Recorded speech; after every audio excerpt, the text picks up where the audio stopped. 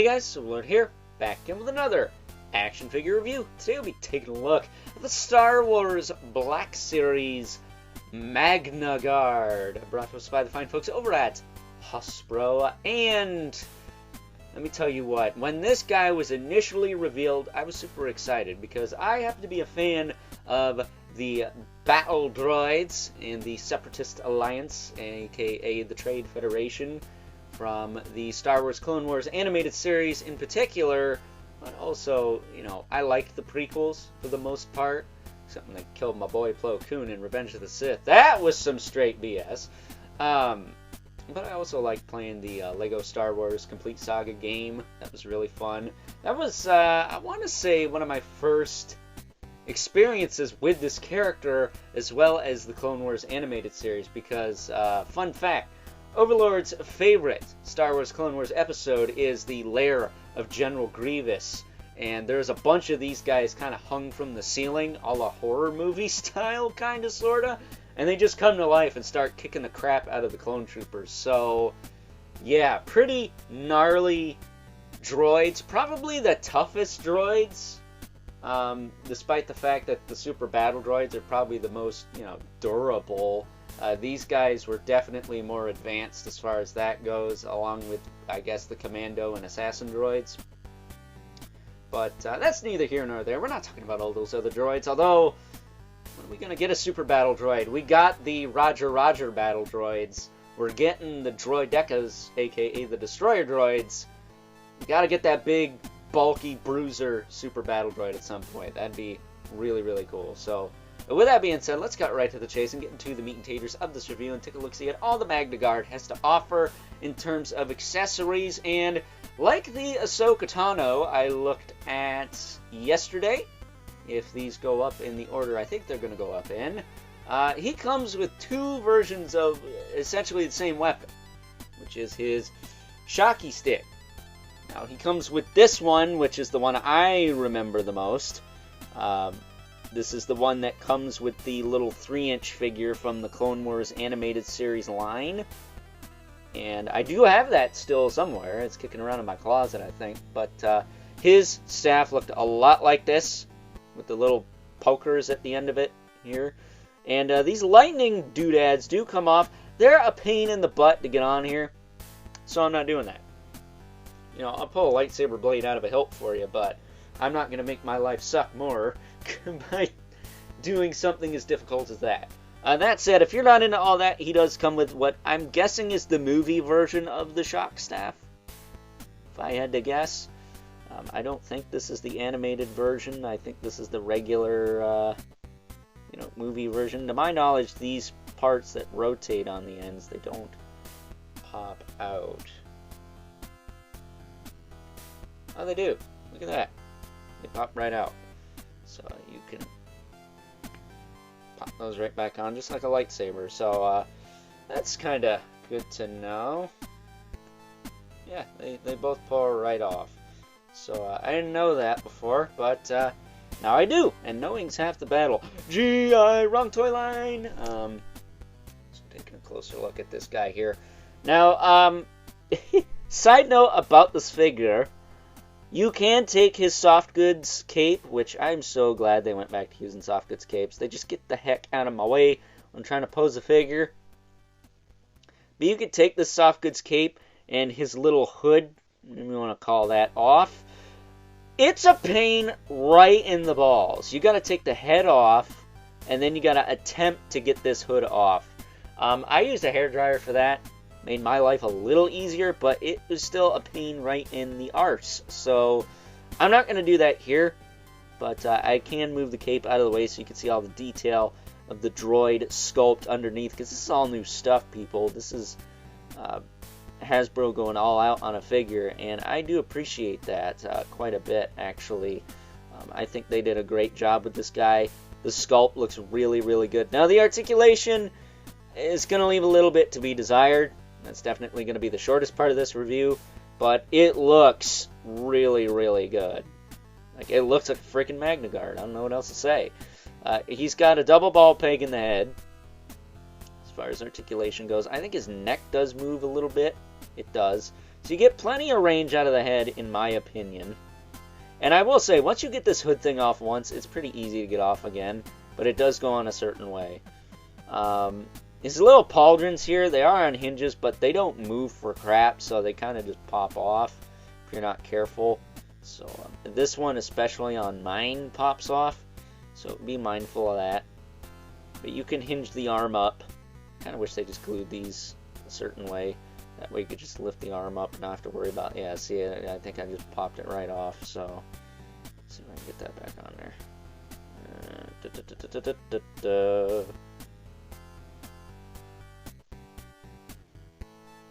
Yeah, these are a little fidgety, these pauldrons. I'm not a fan of these. I wish they were a little harder plastic. That way they'd probably snap on there a little better. I think I got it, but I'm not too positive on that.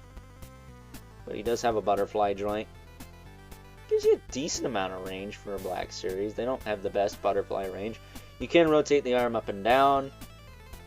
He does have a single elbow that gets you a little bit, maybe just about 90, maybe a little more. He does have an elbow rotation. And this is the part that's really cool. This piston here, this skinny piece here, you can actually rotate this, and then he has a hinge at the base of the hand, like right in the palm.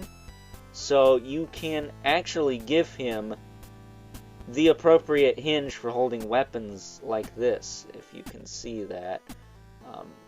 So you could tilt his hand up and down. That's pretty cool. You can have him stand at attention with his pokey stick there. So that's pretty cool. I do dig that. Torso pretty much rotates. It does feel like a double ball peg, but you're just not going to get anything out of it, unfortunately. And then as far as the hips go, they can kick forward and back. They do feel to be on double ball pegs because they do shift forward and back a little bit, but you're not going to get hardly any outward movement. That's about all you're going to get, which does kind of suck because these guys are supposed to be like ninjas. Like, I mean, really, they're very mobile droids, and the leg articulation is just abysmal on these dudes, which sucks. But you do get a bit of a thigh cut up there. Unfortunately, you do not get a knee swivel whatsoever. It's there due to the way they put it together, unless mine's just tight. I guess it's just tight, but there you go. But it mostly moves one way. I don't want to move the other way.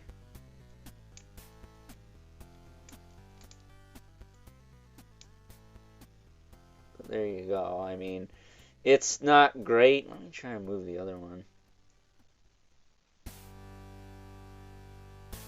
Yeah, it doesn't really want to go. So, you know, you get a little bit there. He does have a single knee. It does give you more than 90. And then no ball hinge ankle, though. It looks like he could have one. He does have a hinge in the foot with a rocker, though. So that's good. You know, it's very steep, though, so it is kind of, like, these are weird feet. Very oddly, you know, proportioned feet. Hope I didn't mess that up. But, getting his arm bent here. Let me see if I can't get his shocky stick in his hand. You really gotta pry the fingers open, particularly the front two. And then just kind of shove it in there. Just kind of, yeah, it's a pain right in the nougats. There you go. There he is holding his staff. Looking pretty cool. I mean, I like this figure from an aesthetic standpoint.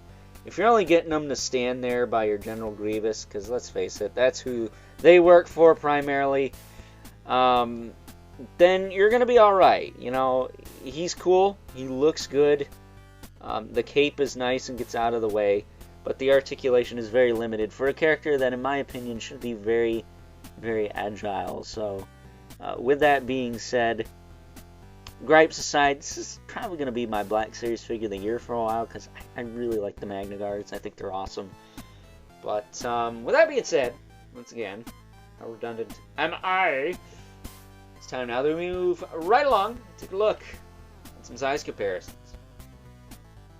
First up, here is our friendly neighborhood MagnaGuard, alongside the only other character I picked up from this most recent Black Series wave, Ahsoka Tano, Padawan version, as well as his Master Blaster, the Master Man, General Grievous. Now, my apologies, this is the more, I guess, brightly colored version of General Grievous that was a Walmart exclusive. It's based off the is it Tarkovsky mini-series, micro-series that was on Cartoon Network pretty much 20 years ago now. And he was very white in that series, so he kind of clashes with the backdrop a bit. Hopefully you can see him there, but yeah, he's friggin' massive compared to these two.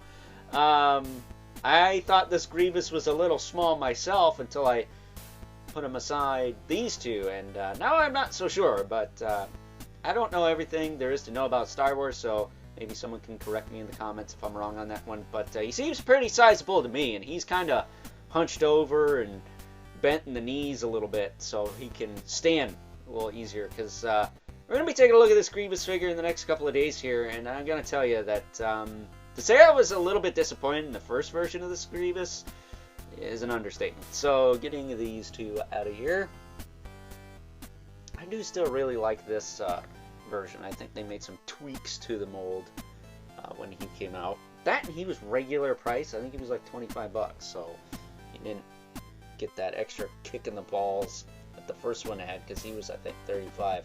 Either way, here's our two regulars, the Mythic Legions by the Mandibulas and the infamous K11 Spawn, who are obviously going to be bigger than the MagnaGuard, despite the fact that even though he is a Black Series figure, he does tend to stand a little taller than some. So there's that, I guess. But with that being said, it is time now that we wrap things up. Some final thoughts. Overall, and despite the articulation limitations, particularly in the legs, I think the upper body's alright for the most part, I gotta say that the good old MagnaGuard here is a very awesome addition to the Star Wars Black Series collection, and in my opinion, I think came out a little better than their quote-unquote Master Blaster, the Master Man, General Grievous, who I think needs a second attempt. I don't think the MagnaGuards need a second attempt, but maybe some reworked legs, because again, I think the upper body is fine, but the leg articulation is, well, kind of crap, because they were ninjas, right? Pretty much. Very agile and whatnot, so with that being said, I hope you guys enjoyed this review, and until next time, I'll catch you guys later.